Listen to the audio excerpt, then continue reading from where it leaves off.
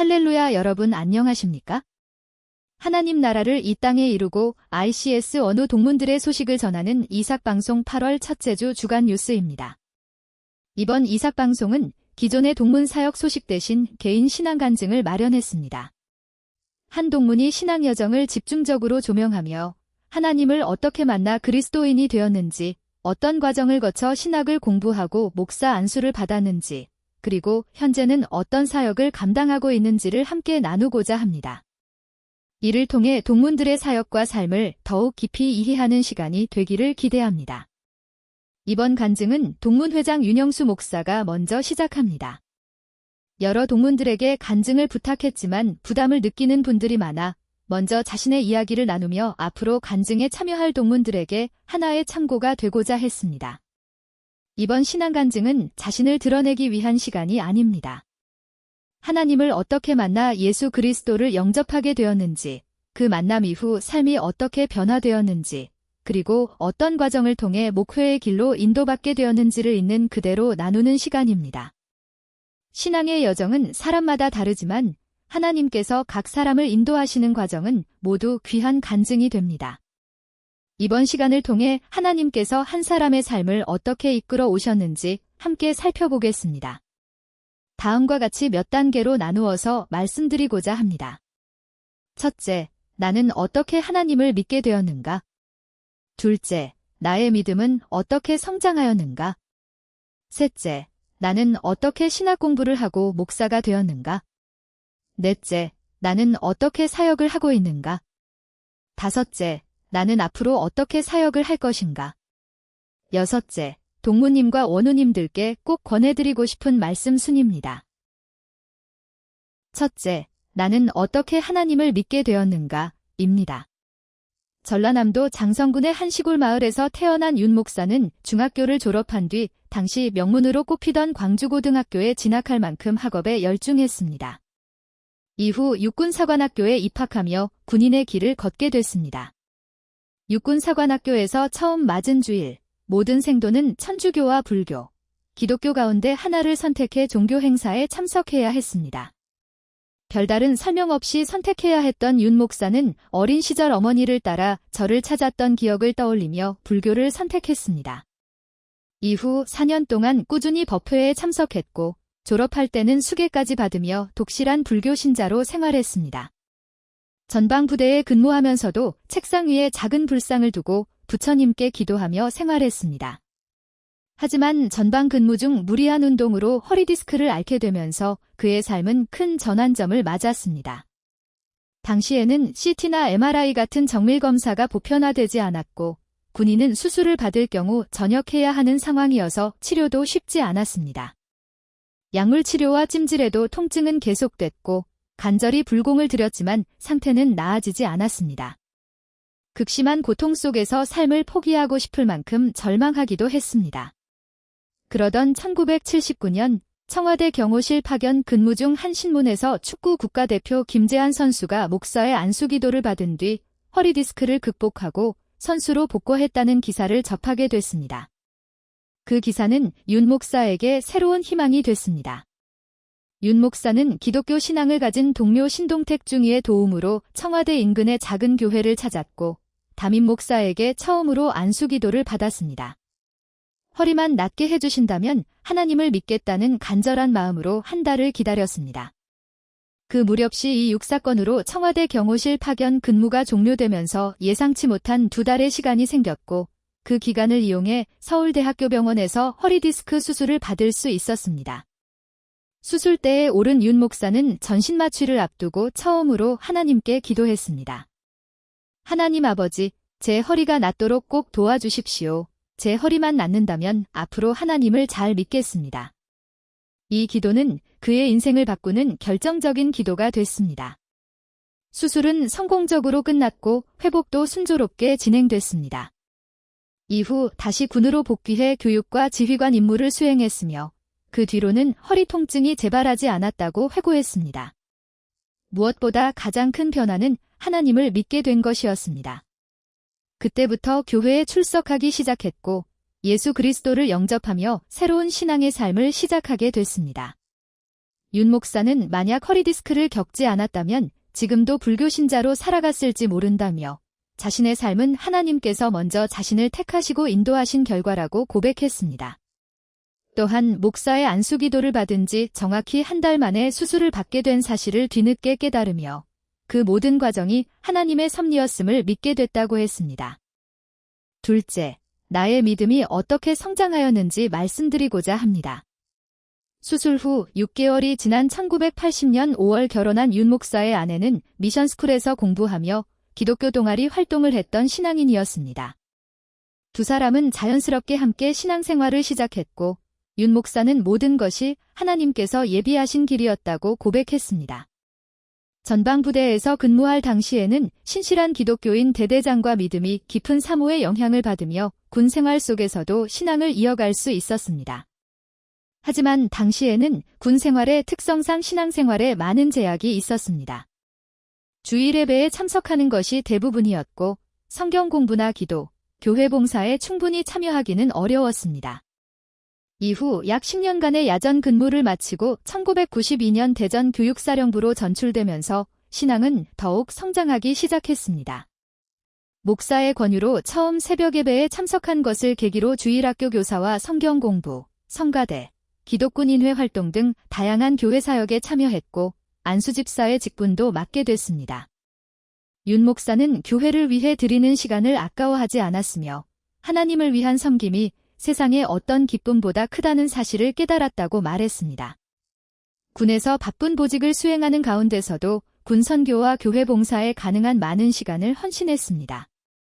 이러한 가운데 군 생활에서도 중령과 대령, 준장까지 모두 1차 진급에 성공했습니다.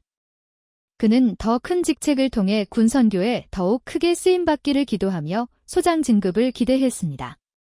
그러나 기대했던 소장 진급은 끝내 이루어지지 않았고 2007년 11월 전역하게 됐습니다. 당시에는 큰 실망과 아쉬움도 있었지만 사단장과 미 중부사령부 근무를 통해 전시 군 선교를 경험하는 등 하나님께서 군 선교의 사명을 더욱 깊이 감당하도록 인도하셨음을 뒤늦게 깨달았다고 회고했습니다. 또한 하나님께서 자신의 기도에 응답하지 않으신 것이 아니라 더 큰 사명을 위한 계획이었음을 알게 됐다고 말했습니다. 마지막 근무지에서 장로 안수를 받은 뒤 군 선교 사역을 마무리하고 전역했으며 이후 하나님께서 새로운 사역을 맡기시기 위한 모든 준비를 이루어 가셨다고 했습니다. 셋째, 나는 어떻게 신학 공부를 하고 목사 안수를 받게 되었는가? 입니다. 일반 기업인 좋은 시스템 경비회사에서 주한미군 사업본부장을 맡아 근무하며 회사 안에 신우회를 조직해 복음을 전하는 사역을 시작했습니다. 군을 떠난 이후에도 민간 사회에서 선교의 사명을 이어간 것입니다. 또한 용인수지에 있는 지구촌교회에서는 장로로 섬기며 5년 동안 주일학교 교사로 봉사했고 전도 폭발훈련과 중보기도 훈련, 마을장 사역 등 다양한 훈련을 받았습니다. 동시에 세계 군선교 사역에서도 중책을 맡아 활동하며 이 모든 과정이 하나님께서 자신을 사역자로 준비시키신 시간이었다고 회고했습니다. 2010년 2월 운전 중 우연히 들은 극동방송은 그의 인생을 또 한 번 바꾸는 계기가 됐습니다. 국제사이버신학대학원의 신입생 모집 광고를 듣게 된 것입니다. 모집 마감까지는 단 3일밖에 남지 않은 상황이었습니다. 평소 신학을 공부하고 싶은 마음은 있었지만 직장 생활 때문에 엄두를 내지 못했던 윤 목사는 온라인으로 학업을 이어갈 수 있고 3년 후 목사 안수를 받을 수 있다는 소식을 듣고 곧바로 입학을 결심했습니다. 서둘러 원서를 제출했고 며칠 뒤 합격 통보를 받았습니다. 그는 당시의 기쁨을 잊을 수 없다고 말했습니다. 처음에는 아내의 반대가 걱정돼 입학 사실을 알리지 못했지만 이후 충분히 설명해 이해를 구했고 그렇게 신학의 길을 걷기 시작했습니다. 2010년 3월 25일 열린 입학식에서 윤 목사는 70여 명의 동기들과 함께 새로운 출발을 맞았습니다. 의사와 교수, 교사, 기업인, 교회 사역자 등 다양한 분야에서 활동하던 이들이 늦은 나이에 같은 사명을 품고 신학을 시작하는 모습을 보며 큰 감동을 받았다고 회상했습니다. 첫 강의를 들을 때는 두려움도 있었지만 신학을 배우는 기쁨과 은혜는 그 두려움을 이겨냈습니다. 그는 3년 동안 성실히 공부하며 목사로서 말씀을 전해야 한다는 사명감을 더욱 확고히 하게 됐다고 말했습니다. 온라인 강의는 언제 어디서나 수강할 수 있었고 이해되지 않는 부분은 반복해서 들을 수 있다는 점이 큰 도움이 됐습니다. 바쁜 일정 속에서도 단 한 번도 강의를 빠지지 않았고 성경 지식과 신앙은 점차 깊어졌습니다. 열정적으로 가르쳐준 교수진에게도 깊은 감사의 마음을 전했습니다. 오프라인 세미나에서는 전국의 원우들과 교제하며 우정을 쌓았고 야유회와 체육대회, 지역 모임 등을 통해 공동체 의식도 더욱 깊어졌습니다. 초대 원우회장을 맡은 윤 목사는 학교와 원우들을 위해 헌신했으며 원우들의 뜻을 모아 이삭방송을 시작하는 데에도 힘을 보탰습니다.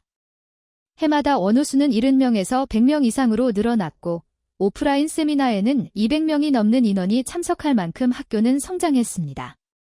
원우 수첩 제작과 지역 모임 등 다양한 활동도 활발하게 이어졌습니다. 윤 목사는 3년의 신학 과정을 무사히 마칠 수 있었던 것은 하나님께서 학교와 교수진, 그리고 사명감을 가진 동료 원우들을 통해 자신을 준비시키셨기 때문이라고 고백했습니다.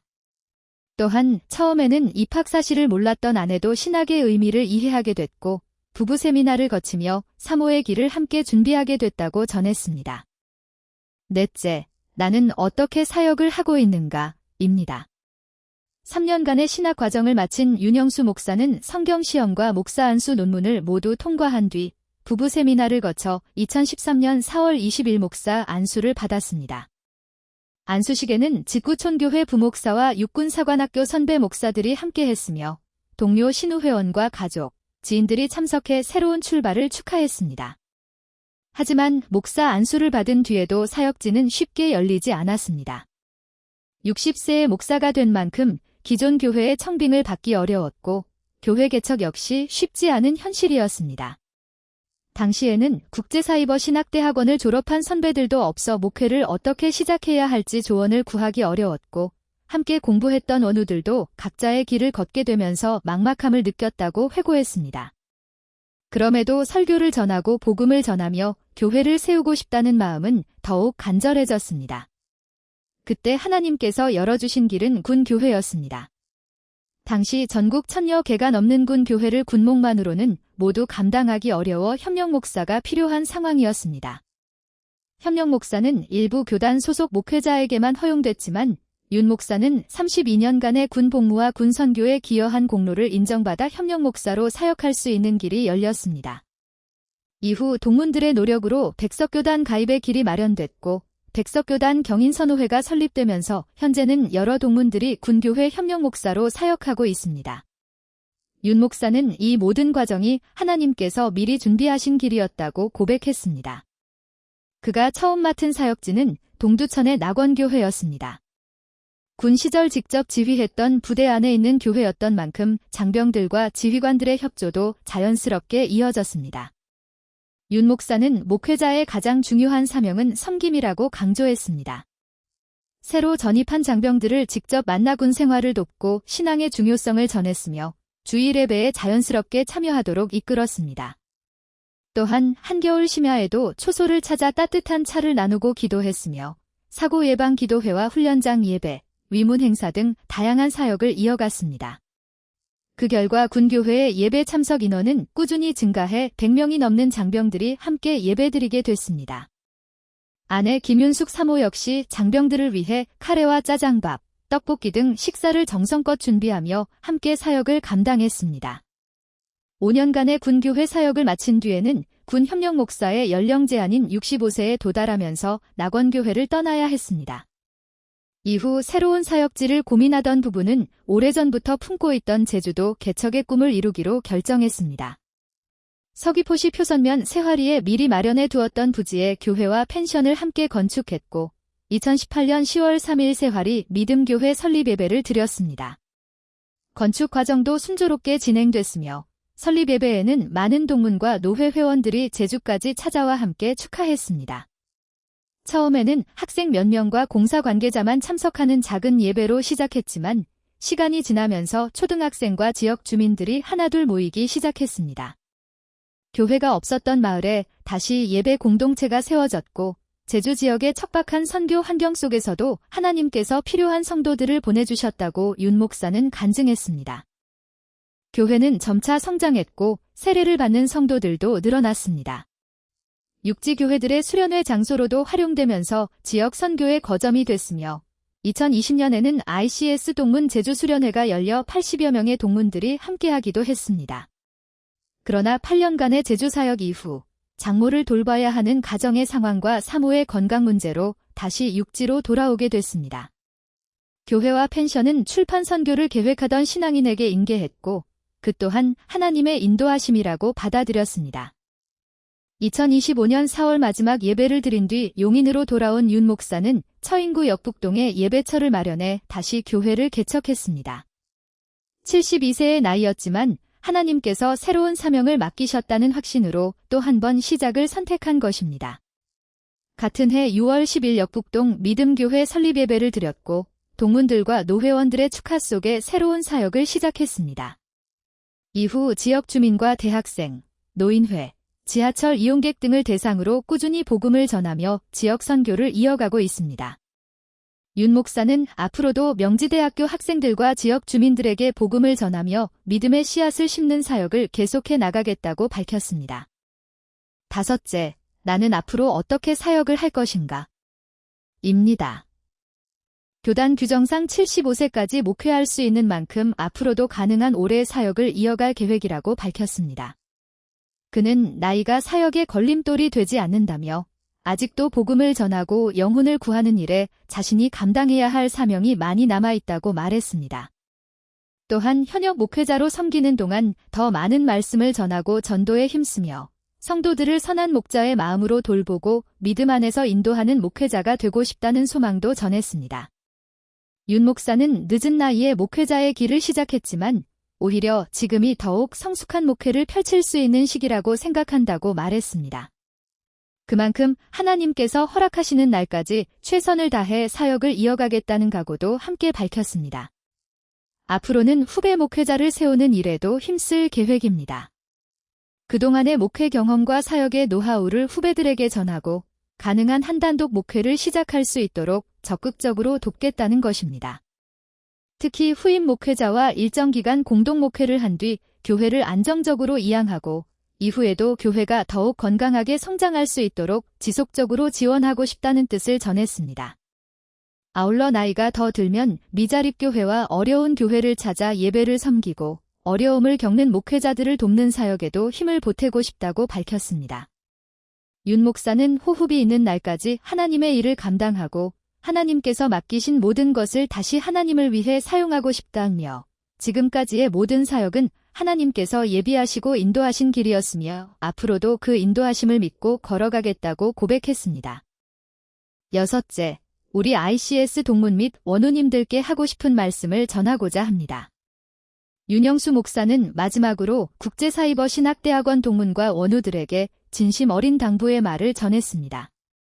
먼저 자신의 간증이 사역을 자랑하기 위한 것이 아니라 하나님께서 한 사람의 삶을 어떻게 인도하셨는지를 나누기 위한 고백이었다며 모든 영광은 하나님께 있음을 다시 한번 강조했습니다.